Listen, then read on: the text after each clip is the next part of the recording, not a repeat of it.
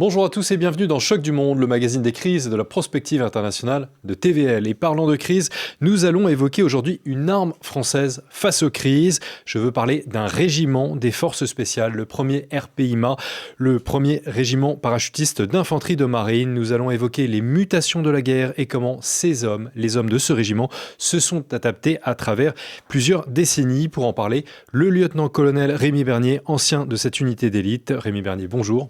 Bonjour. Merci beaucoup d'avoir répondu présent à l'appel de Choc du Monde. Vous avez servi pendant 3 décennies dans l'armée française et 2 dans les forces spéciales.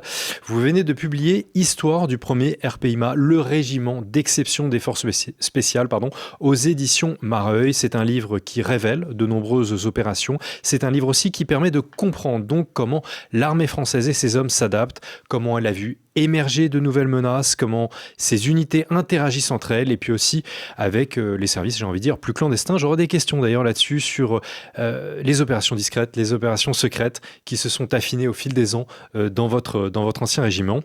Première question, j'ai envie de dire plus personnelle, Rémi Bernier.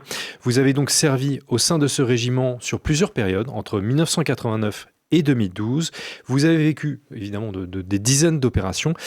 Y en a-t-il une dans votre esprit qui ressort plus que d'autres? Plus personnellement, effectivement, comme j'étais shooter opérationnel, c'est le fait d'avoir conduit une opération, la première opération aéroportée sans balisage au sol à 5000 km de la France, avec près de 60 shooters opérationnels en 2 avions, en pleine nuit. Oui, c'était inédit. Donc, effectivement, cette opération m'a marqué particulièrement. Donc sûr. Là, nous sommes... En 2007. En 2007, en Centrafrique, n'est-ce pas ? Oui, en Centrafrique, dans le nord de la Centrafrique, où un poste français qui existait depuis plusieurs mois a été soudain attaqué par des rebelles soudanais, enfin qui venaient du Soudan, des rebelles centrafricains, mais qui venaient du Soudan, et qui tentaient de déstabiliser le pouvoir en place. Et donc la France s'est retrouvée un peu démunie parce que il y avait 1000 km par la route, le temps de faire acheminer des renforts, puisque la piste de l'aérodrome avait été entravée par les rebelles. Donc on pouvait pas, on a cherché une solution rapide pour pouvoir porter secours à nos Français là-bas. Et donc la solution aéroportée a été choisie par le président Chirac. Et donc voilà, on a sauté en toute discrétion. Bien sûr, ça n'a pas du tout la même portée que l'opération de Kolwezi il y a quelques années avant. Mais voilà, mais quand même c'était la première opération aéroportée d'envergure.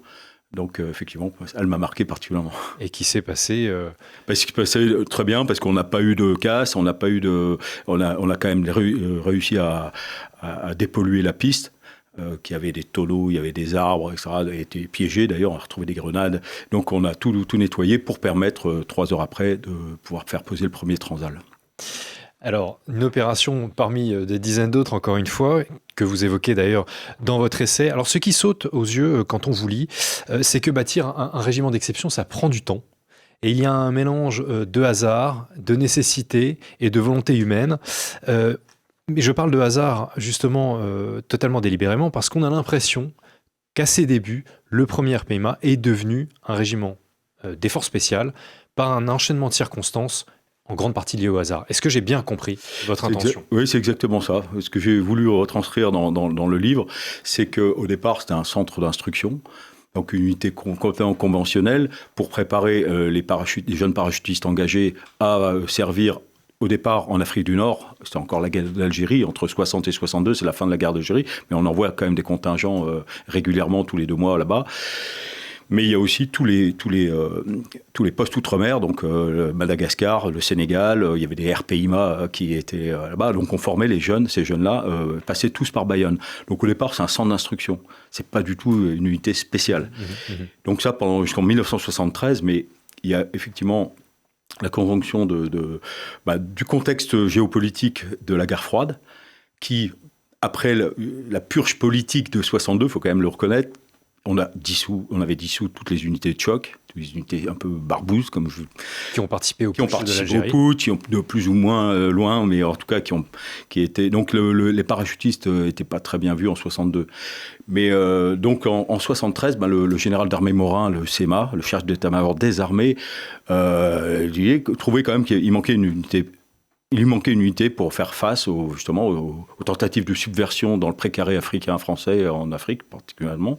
Et puis le comte Alexandre de Marange, qui était patron des services secrets, lui aussi, il avait la peur du grand soir communiste. Donc il dit, moi, je sais pas faire. Donc ces deux hommes se sont entendus. Donc et en 73, le général Morin, lui, dit bon, ok, on va monter une unité. Il s'est adressé donc à un spécialiste, c'était le général qui commandait la 11e division parachutiste à cette époque-là, qui lui-même était un ancien des SAS de la Deuxième Guerre mondiale, était lieutenant au 4e SAS, et lui, il a proposé au général Morin, moi je sais où est le drapeau des SAS, il est à Bayonne, au premier PIMA, dans ce centre d'instruction, et on peut discrètement former une unité clandestine, en tout cas capable d'action clandestine, là-bas. Héritière, ça a été validé. Héritière des SAS français de la Deuxième Guerre mondiale, des commandos héroïques de la Deuxième Guerre mondiale. Exactement. Quel est le fil conducteur d'ailleurs, précisément, enfin vous l'évoquez, entre ces French SAS de la Deuxième Guerre mondiale et le premier RPIMA d'aujourd'hui? Y a-t-il un fil conducteur selon vous? Est-ce que l'opérateur, le commando de 45, est différent de l'opérateur d'aujourd'hui? Alors il a évolué bien sûr, parce que les techniques et le recrutement n'est pas le même. En revanche, l'esprit, ça c'est le premier fil conducteur, c'est l'esprit qui a été transmis en héritage. Et puis bien sûr, toute la filiation, toutes les traditions ont été transmises au premier PIMA. Donc, mais je reviendrai sur l'esprit, c'est l'audace, c'est agir autrement, c'est l'action choc, l'action peut-être certes discrète, mais surprendre l'ennemi. Ça n'a pas bougé, c'est l'ADN du premier PIMA.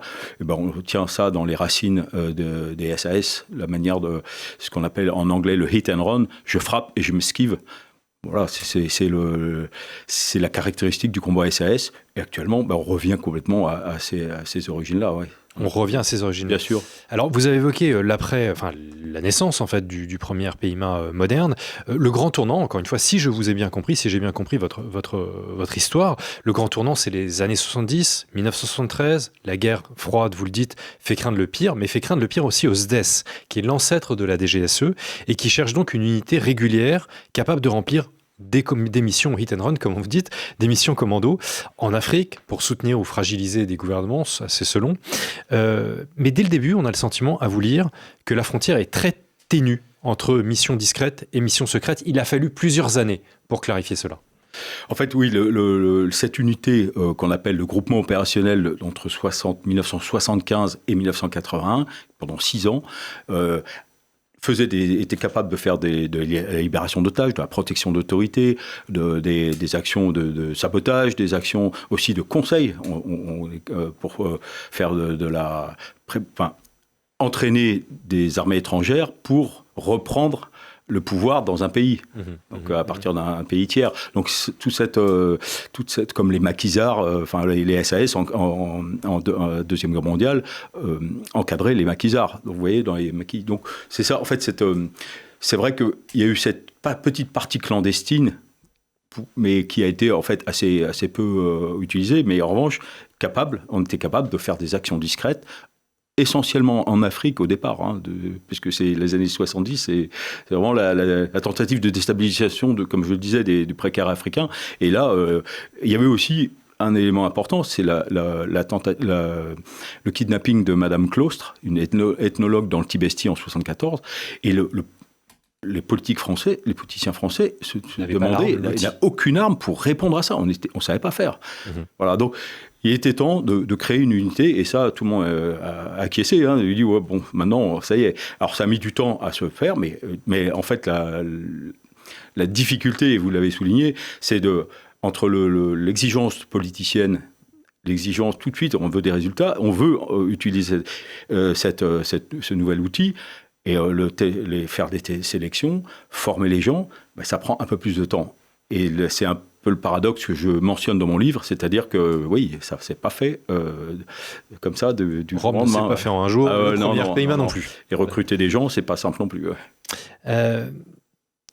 Tout a l'air de changer à partir de la deuxième moitié des années 70. 1975, il y a l'opération Caban et le renversement de l'empereur Bokassa en Centrafrique. Donc les parachutistes français, les bérets rouges français participent. D'ailleurs, il y a des images qui ont été publiées à l'époque.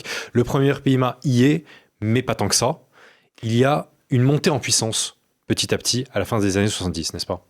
Oui, mais alors l'opération Caban arrive à la fin des années 79, hein, c'est le 20 septembre 79, dans la nuit, en 45 minutes, 100 personnes du groupement opérationnel, donc du premier PIMA, mais pour emploi service secret, et projeté donc à Bangui et destitue Bokassa qui était parti voir Muammar Kadhafi à Tripoli, et on a profité de cette petite fenêtre d'opportunité pour placer David Dacko. Donc ça, c'est vraiment les services secrets qui ont piloté cette affaire-là, mais le premier PIMA fournissait, est parti de Bayonne avec trois transals, hein, donc voilà, c'est une unité... c'est vraiment le premier RPIMA qui l'a fait. Le premier RPIMA a failli être dissous à plusieurs reprises pour des raisons principalement politiques. Vous sentez qu'il y a eu une résilience, une capacité à rebondir? Mais par 3 fois, c'est ça qui est étonnant dans cette unité, c'est que par 3 fois on a failli passer à la trappe, en 62, en 73 et en 1981. Et par 3 fois, l'unité a réinventé sa mission, avec de l'innovation, avec des officiers ou des sous-officiers qui a été inventifs, imaginatifs, qui ont recréé à chaque fois. Il faut rebondir, donc elle s'est réinventée à chaque fois, et c'est ce qui l'a sauvée, c'est d'avoir à chaque fois des cadres qui ont pris les devants. Et c'est pour ça que ce livre est aussi une sorte de témoignage et d'hommage pour la qualité de ces officiers ou ces sous-officiers militaires du rang qui ont œuvré pour s'en sortir. Alors, dans les années 80, vous décrivez un sentiment d'abandon au sein de l'unité. Donc, à l'instant, vous dites justement que le régiment a échappé à la dissolution, mais ça ne veut pas dire qu'il va tout de suite devenir ce qu'il est aujourd'hui. Il a fallu une bonne décennie de gestation. Ensuite, on arrive au tournant de l'année 90, où là, en effet, le commandement français remarque un retard en matière de forces spéciales français, alors que la guerre du Golfe éclate. Oui, c'est effectivement la fin des années 80. Le régiment n'est plus des SDEC ni des GSE, n'a plus rien à voir avec les services secrets, mais il a quand même hérité de ce savoir-faire du groupement opérationnel que le régiment ne veut pas occulter. Lâcher. Voilà. Donc il y a quand même encore deux opérations qui sont confiées au régiment par l'état-major des armées, mais pour clarifier, le régiment est quand même embrigadé divisionné au sein de la 11e division parachutiste. Et la 11e division parachutiste, elle n'est pas très à l'aise avec ça, parce qu'elle nous prépare, elle nous paye, elle forme, etc. Mais elle n'a pas, pour deux missions, elle n'a pas la main.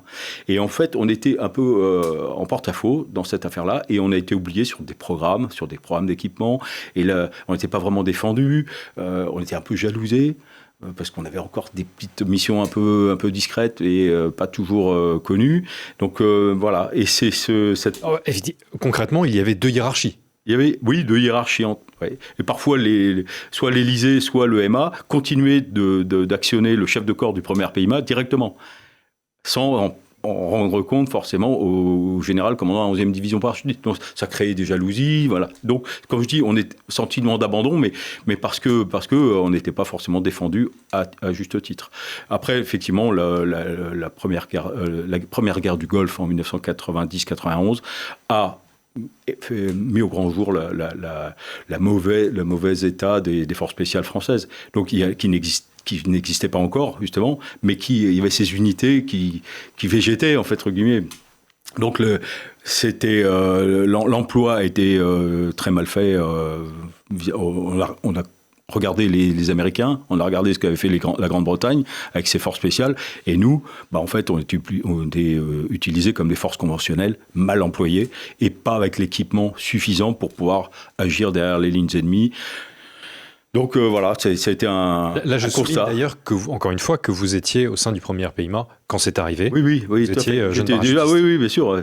Et donc, c'est vrai que le monsieur Jox, le ministre de la Défense, et bien sûr le chef des armées, président Mitterrand, ont tiré un constat rapide en disant maintenant, on va se former et on va mettre le paquet. Donc, création de la direction du renseignement militaire pour avoir des satellites, pour pouvoir être capable d'avoir notre propre renseignement.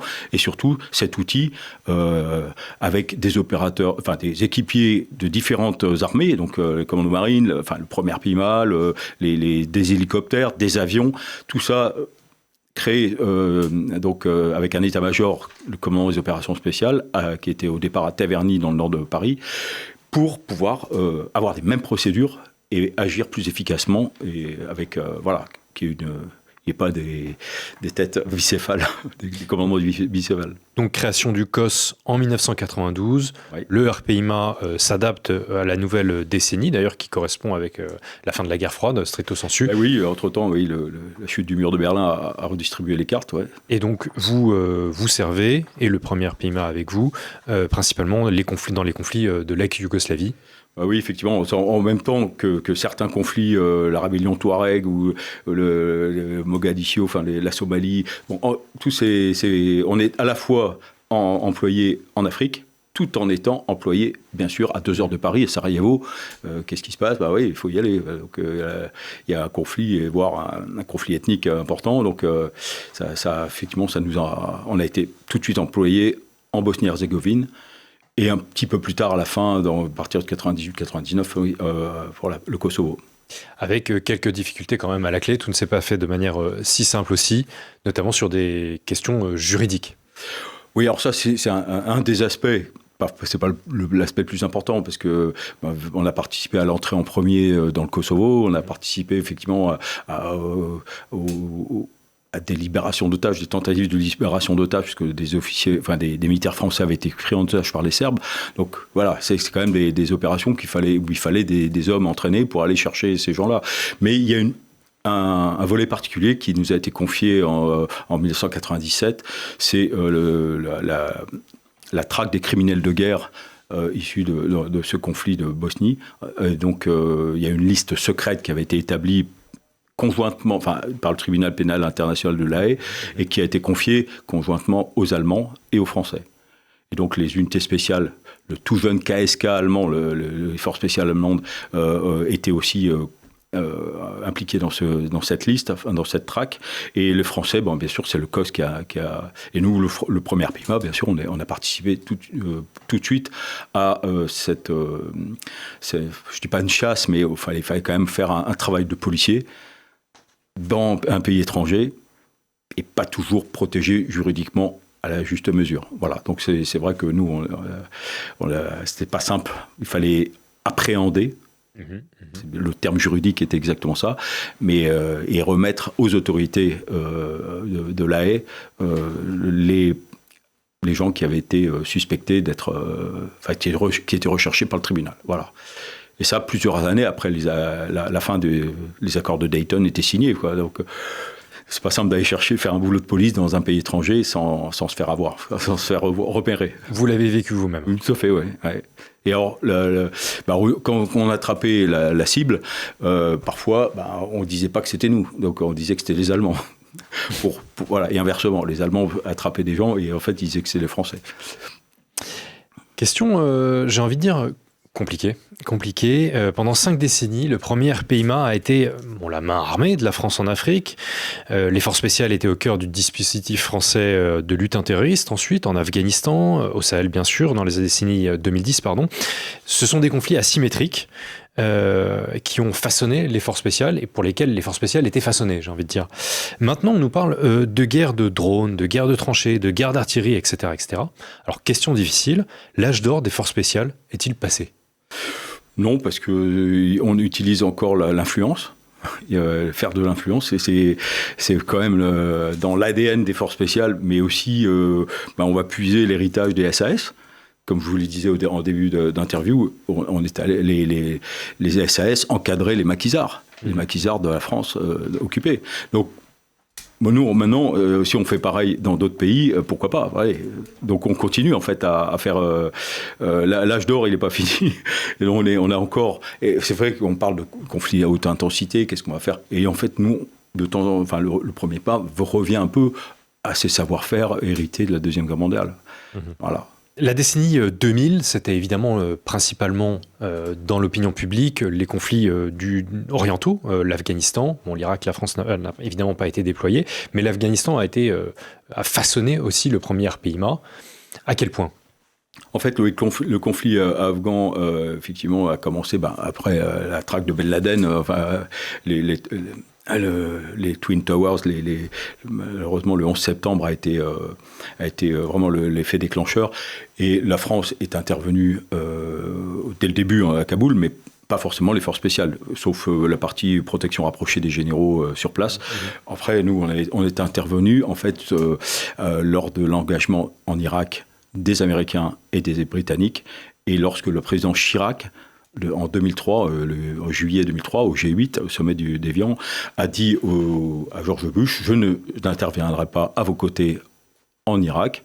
En revanche, discrètement, je vous confie des commandos des forces spéciales françaises pour justement occuper un espace à votre profit en Afghanistan, puisque vous êtes maintenant sur les deux théâtres.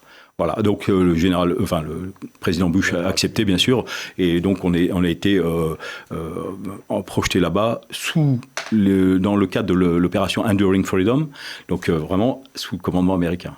Ce commandement américain, de combien d'hommes parlons-nous? Plusieurs centaines? Environ 200 à cette époque-là, dans le désert, dans le sud, à la frontière pakistanaise, dans le sud. Spinboldak, c'est bien de à Spinboldak, oui, c'était quand même un petit village, une petite ville à 7 km de la frontière pakistanaise. Et puis un peu après, on a évolué vers Jalalabad, donc plus dans le Nangarhar, près du Tora Bora, des grands massifs de 3 ou 4 000 mètres d'altitude, où le combat était un peu différent. Et donc, à l'époque, c'était évidemment, j'ai pas envie de dire top secret, mais en tout cas, c'était top secret. Enfin, on ne communiquait absolument pas là-dessus, puisque le président Chirac, dans le cadre de ses fonctions de chef des armées, a le droit de projeter des troupes sans en référer à l'Assemblée nationale, et il l'a utilisé. Le fait du prince, comme vous dites. Mais voilà. Et c'est une opération qui a façonné le premier Pays-Main? Oui, en fait, parce que ça nous a, bien sûr, continué à nous aguerrir dans le désert, dans le travail du désert, donc avec ces patrouilles de reconnaissance spéciale qu'on avait mis en place au milieu des années 90. Et puis voilà, ça aussi nous a permis, au sein du commandement des opérations spéciales, avec nos équipiers commando marine et commando de la parachutistes de l'air, de mieux se comprendre avec les mêmes procédures. Donc ça nous a permis de faire un pas en avant sur le plan opérationnel, et surtout aussi sur le plan de la fraternité d'armes parachutistes de ces troupes d'élite. Ouais. Au sein du premier Pays-Main et entre les différentes unités. Là, il a fallu à peu près 20 des forces spéciales. On puisse. Il y a eu le prix du sang aussi. Tout le monde a été touché. D'ailleurs, on ne parlait pas à l'époque puisque votre. Non, c'est pas du tout. Secret. Voilà, on n'était pas. Mais c'est vrai qu'on a été éprouvé. Chaque unité a perdu des hommes. Donc voilà, le prix du sang a parlé. Donc ça nous a ressoudés. Ouais, aplani les différences entre les unités des forces spéciales entre chaque unité qui a forcément des cultures différentes. Se sentir un peu moins concurrent. Oui, voilà. Et puis la mission primait. Ensuite, il y a la décennie 2010, l'Afrique.